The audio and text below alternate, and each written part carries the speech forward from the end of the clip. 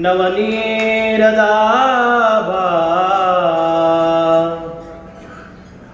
पीताम्बरादरुणबिम्बफलाधरोष्टात् पूर्णेन्दुसुन्दरमुखादरविन्दनेत्रा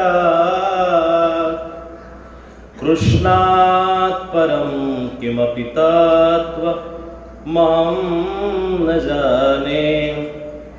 कृष्णात् परं किमपि तत्त्वमहं न जाने। वसुदेवसुतं देवं कंसचाणूरमर्दनं देवकी परमानन्दं कृष्णं वन्दे जगद्गुरुम्। एकं शास्त्रं देवकी पुत्रगीत मेको देवो देवकी पुत्र एव एको मन्त्रस्तस्य नामानि यानि कर्माप्येकं तस्य देवस्य सेवा। सर्वोपनिषदो गावो दुग्धा गोपालनन्दन पार्थो वत्स सुधीर्भुक्ता पीता श्री गोपाल कृष्ण महाराज की जय। प्रस्तुत या ज्ञान शृंखलेमध्ये हा ज्ञान प्रवाह अनेकांच्या अंतःकरणाला ठाव घेणारा ब्रह्मविद्याशास्त्रातील प्रमुख आणि थोरल्या प्रकरणावरती भाष्य उद्धृत करणारा आणि तेवढ्याच अधिकारवाणीतून, तेवढ्याच अंतःकरणातून, तेवढ्याच परमात्मा प्रेरणेतून, कृपेतून साकारणारे, आपल्या सर्वांना श्रवित करणारे, अध्यात्मनित्या विगतस्पृह परमपूज्य परम आदरणीय महदाचार्य महाराष्ट्राधिकरण अखिल विश्वाला परमात्मा जे ज्ञान देतो त्या ज्ञानाची गंगा अविरतपणे प्रवाहित करणारे असे ज्ञानयोगी ज्ञानमहर्षी आदरणीय बाबा महाजनो येन गतसा पंथा। मोठी माणसं ज्या रस्त्याने जातील त्या रस्त्याने प्रत्येकाने चाललं पाहिजे। आणि हे वेदांचं सूत्र, उपनिषदांचं सूत्र भगवान गोपाल कृष्णाने अर्जुनाला सांगत असताना त्याच पद्धतीनं सांगितलं। त्याला शब्द बदलत असतील, एखाद्या गुलाबाच्या फुलाला गुलदस्त्यामध्ये ठेवा, हारामध्ये ठेवा, एखाद्या बुकेमध्ये ठेवा, त्याची स्थिती बदलत असते, त्याची जागा बदलत असते, त्याचा सुगंध कधीही बदलत नाही। भगवान गोपाल कृष्णांनी ह्या उपनिषदात्मक सूत्राला भगवद्गीतेमध्ये अर्जुनाला सांगत असताना सांगितलं की अर्जुना, यद्यदाचरति श्रेष्ठ सतत देवो तरजन, तुला मोठ्यांसारखं वागलं पाहिजे। तू तुझ्या जीवनाचा शिल्पकार होत असताना उद्धरेद आत्मनात्मानम आत्मानम मोहसादे, तुझा उद्धार तुला स्वतःलाच करावा लागेल, पण तुला कुणाच्या आधाराने करावा लागेल, कुणाचा आश्रयश्रित व्हावं लागेल, कुणाचा आधार घ्यावा लागेल, कुणाकडे बघून तुला जगायचंय। तर यद्यदाचरति श्रेष्ठ, आम्ही तुमचे गुण घेणारे आहोत बाबा, आम्ही तुमच्यापासून शिकावं। तुम्ही ज्या पद्धतीनं जी रस्ती धरली आहेत, ज्या रस्त्याची तुम्ही पांथस्थ आहात, ज्या रस्त्याची तुम्ही मार्गस्थ आहात, त्या रस्त्यावरती आम्ही अतिक्रमण करावं। आपलं तेवढं आचरणीय आहे, तेवढं उद्बोधनीय कार्य आहे, त्या कार्याला प्रथमतः मी दंडवत करतो। महावाक्य हा शब्द जरी खूप मोठा असला, त्या शब्दाला शास्त्रकारांनी, भाष्यकारांनी खूप सुंदर गुंफन केलेली आहे, खूप सुंदर गुंफन केलेली आहे। पण आता थोड्या वेळापूर्वी विषय असा झाला की बाबा म्हटले गुंफन करता करता त्या नाजूक पाकळ्या एवढ्या कठोर होत गेल्या की त्या सर्वसामान्यांच्या कानापर्यंत, हृदयापर्यंत पोहोचल्या नाही। भाषा सोपी असते, भाष्य अवघड असते। भाषा सोपी असते, पण त्याच्यावरती केलेला इशारा, त्याच्यावरती केलेलं मर्म, त्याच्यावरती केलेलं भाष्य, त्याच्यावरती केलेली टीका, ही टीका न समजणारी असते। मुळात स्वामींनी जी भाषा मराठी निवडली, मुळात स्वामींनी जी प्रवाहिता निवडली, मुळात स्वामींनी जी माध्यम निवडलं, ते माध्यम हृदयगाम्य करण्यासारखं माध्यम आहे, ते हृदयापर्यंत पोहोचणारं माध्यम आहे।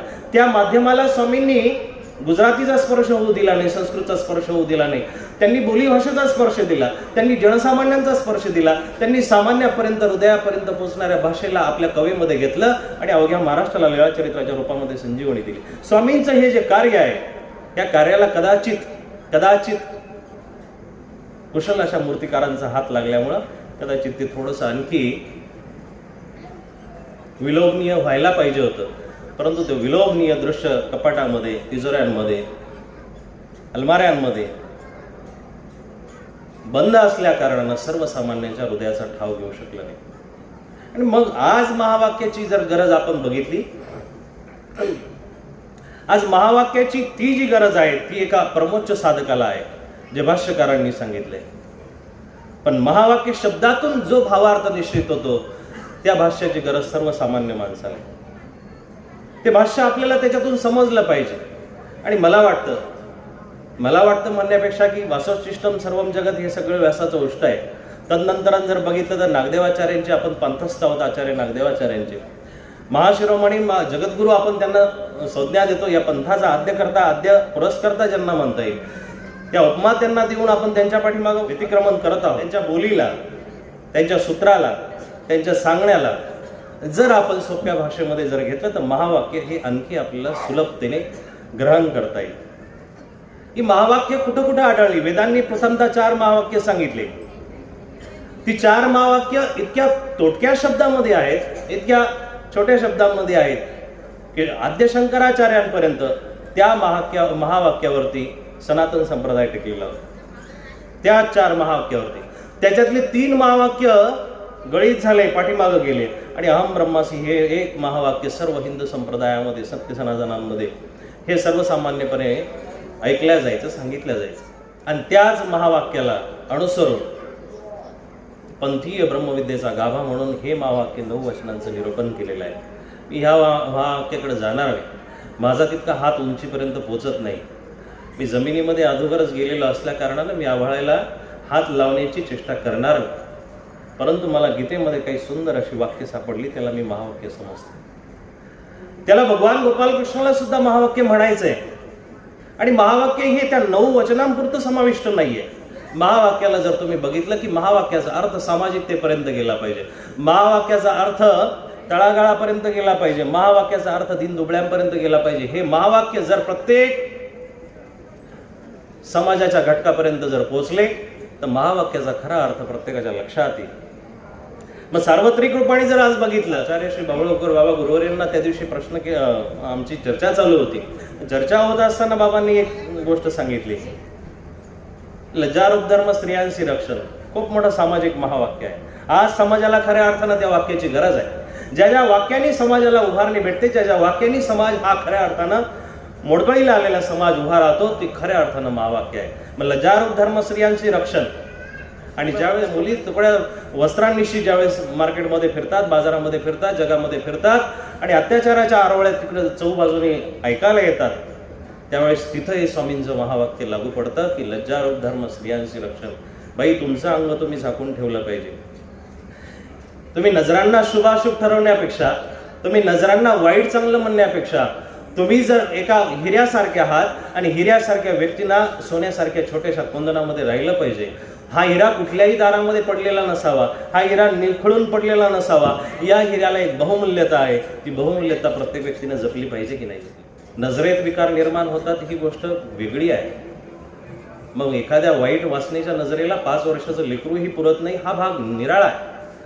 पण तुम्ही त्या समाजाला जर तसं खतपाणी घालत असाल, मग 30-40 वर्षापूर्वीचा समाज घ्या. तो का समाज? त्याच्यासमोर स्त्रिया नव्हत्या का? त्याच्यासमोर बिभत्सता नव्हती का? 16व्या शतकामध्ये ज्यावेळेस जोहार केला तर 300 स्त्रियांनी आत्महत्या केली त्या एका राजासाठी. त्या स्त्रियांना बाकी इंग्रज दिसत नव्हते का? बाकी इतर संप्रदायीन त्यांच्यामध्ये सुंदर नव्हते का? होते. तरीही त्यांचं मन बरपटलेलं नव्हतं. त्यांच्या मनामध्ये पतिव्रता धर्म होता, त्यांच्या मनामध्ये समर्पण होतं, एकनिष्ठता होती. आणि त्या एकनिष्ठतेखातीर त्यांनी जोहार केला आणि अग्नीमध्ये उड्या घेतल्या. स्वामींनी 800 वर्षापूर्वी ही जी वाक्य सांगितली ही खऱ्या अर्थानं समाजाला पूरक अशी वाक्य आहे. आणि ती वाक्य समाजामध्ये जोपर्यंत पसरत नाही तोपर्यंत महावाक्य हे महावाक्य नसून वाक्यच राहणार आहे. कदाचित पेटीमध्ये आपण त्याला खूप चांगलं बहुमूल्य प्रेशियस समजू, अनमोल समजू, पण ते आपल्यापुरतं मर्यादित आहे. आपल्यापुरतं मर्यादित आहे. मग अहिंसेचं सूत्र महावीर सुद्धा सांगतात. महावीरांच्या पहिले बुद्धांनी सुद्धा सांगून दिले. आणि अहिंसा परमो धर्म हा वेदांचं सूत्र आहे. अहिंसा परमो धर्म.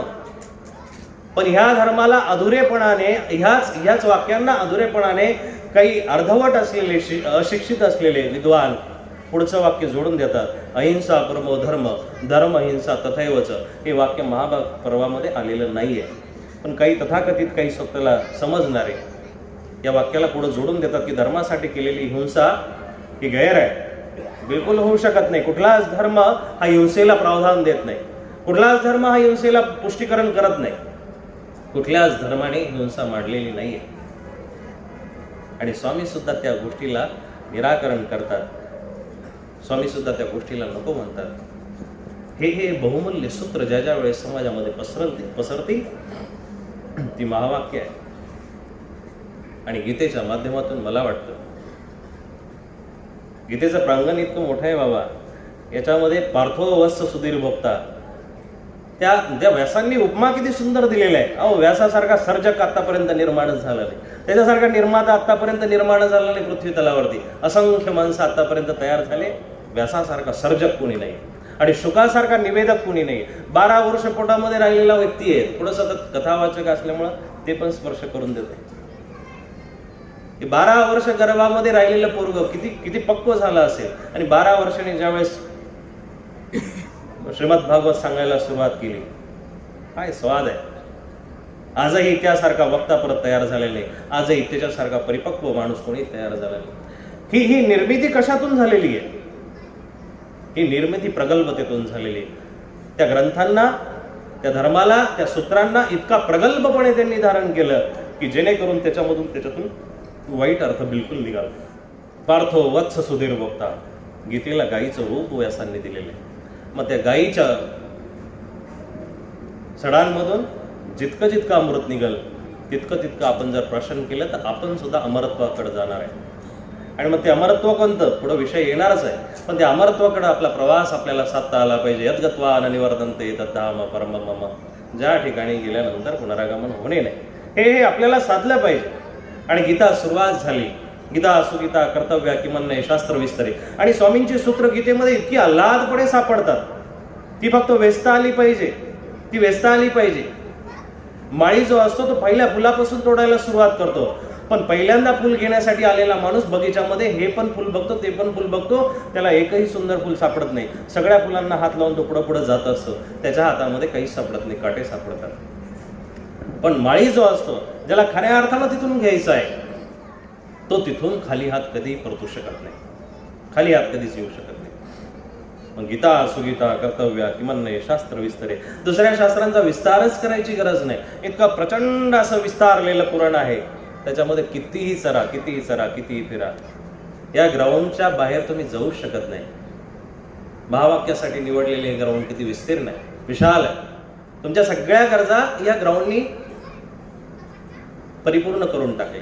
तुम्हाला कुठल्याच गरजेची बाहेर जायची गरज आहे. त्या पद्धतीने गीता हे असं विशाल असं अंगण आहे, प्रांगण आहे. त्या प्रांगणामध्ये अर्जुन खूप मस्तपैकी खेळतो, खूप मस्तपणे खेळतो. आणि कृष्णाला इतका दमवतो, शेवटी विश्वरूपापर्यंत घेऊन जातो. कृष्णा, तुला थांबावं लागेल, चमत्कार दाखव, चमत्कार. तुझ्या भाषेंनी, तुझ्या श्लोकांनी, तुझ्या सांगण्याने मी पटण्यासारखा नाहीये. तुझं सांगणं हे मला पटत नाहीये. थोडंसं काहीतरी वेगळं जर दाखवलं तर समजेल. अर्जुनाची क्षुधा शांत होत नाही. आपल्यातला अर्जुन जिवंत आहे का याचा विचार करा. ज्या ज्या व्यक्तीतला अर्जुन जिवंत झाला त्याला प्रत्येक वाक्य हे महावाक्यासारखे सापडू शकतं. प्रत्येक वाक्यामध्ये महावाक्य आहे ते सापडेलच. ईश्वराचे गुणधर्म बिलकुल एका सेपरेट सेक्शनमध्ये, सेपरेट भागामध्ये जरूर पाहिजे. थोरलं प्रकरण आहे, पण मला महावाक्याचा तो थोरलं प्रकरण म्हणून अर्थ गृहीत घ्यायचा नाही. इथं माझ्या भाषणामधून या वाक्याचा अर्थ साधारणपणे वाक्य आहे, ज्या ज्या वाक्याने तुम्हाला उभारणी दिली. आणि बघा, गीतेची सुरुवात किती सुंदर आहे. या सुंदरतेला तुम्ही नमन कराल. अहो, विषादग्रस्त झालेला माणूस, ज्या माणसाला आता उठायची ताकद नाहीये, त्वक्चैव परिदह्यते न च शक्नोम्यवस्थातुं भ्रमति, इतकं मन विदीर्ण झालेलं आहे की भ्रमित होऊ राहिले, डोलायमान होऊ राहिले. माझी अवस्था जी आहे विचित्र आहे. या अवस्थेला कृष्णा तुला थांबवायला जमल का? त्वक्चैव परिदह्यते, अर्जुन म्हणतो त्वचा जळल्यासारखी होती. तो संदिग्ध झालेला आहे, अर्जुन खूप विदीर्ण झालेला आहे. आतून तुटलेल्या माणसाला काही गोड लागतं का? तुमच्या भाषेमध्ये ब्रेकअप झाला त्याचा, पण तो ब्रेकअप सांसारिक नाही, त्याचा ब्रेकअप सांसारिक नाहीये, त्याचं जे हृदय तुटलेलं आहे ते सांसारिक गोष्टींनी तुटलेलं नाहीये, त्याचं हृदय तुटलेलं आहे व्याकुळ भावनेनं आणि ममतेनं. समोरच्या व्यक्तींना बघून त्याला व्याकुळता निर्माण झाली, ममता निर्माण झाली. जगाच्या पाठीवरती सारे बंधनों को तोड़ना आसान है, सारी सीमाओं को तोड़ना आसान है, तो ममता और प्यार को कोई लांघ नहीं सकता. ममता और प्यार को. और इसका याचं सगळ्यात महत्त्वाचं उदाहरण महाभारतामध्ये आलेलं आहे, श्रीमद भागवतात आहे. कृष्णाच्या सुद्धा डोळ्याला आईची आठवण आल्यानंतर शिला लावावा लागतो, पितांबर लावावा लागतो. ही ममता आहे, सहजासहजी तुटत नाही. आणि अर्जुनाची ममता तेच सांगते की मला देवा याच्यासमोर उभं राहणं शक्य नाहीये.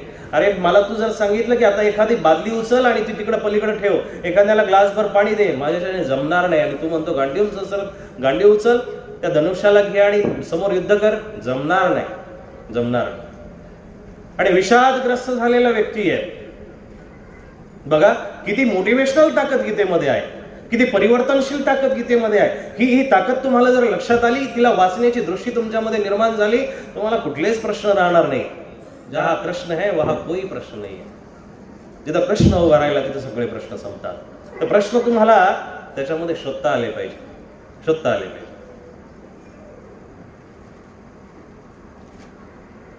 अर्जुनाला भगवंताने दुसऱ्या अध्यायामध्ये शांत करून टाकलं. आपल्या पोटचा गोळा असतो, लेकरू असतं, त्याला आपण शांत करू शकत नाही. त्यांनी जर एखाद्या वस्तूचा हट्ट धरला, एखाद्या गोष्टीचा हट्ट धरला, ते हट्ट पुरवल्याशिवाय आपल्याला त्याला शांत करता येत नाही. 20 वर्षाची लेक झाली, 20 वर्षाचा पोरगा झाला, अचानकपणे कुणाच्या तरी मोहात पडला, आपण त्याला लाख वेळा समजवतो, तुटत नाही.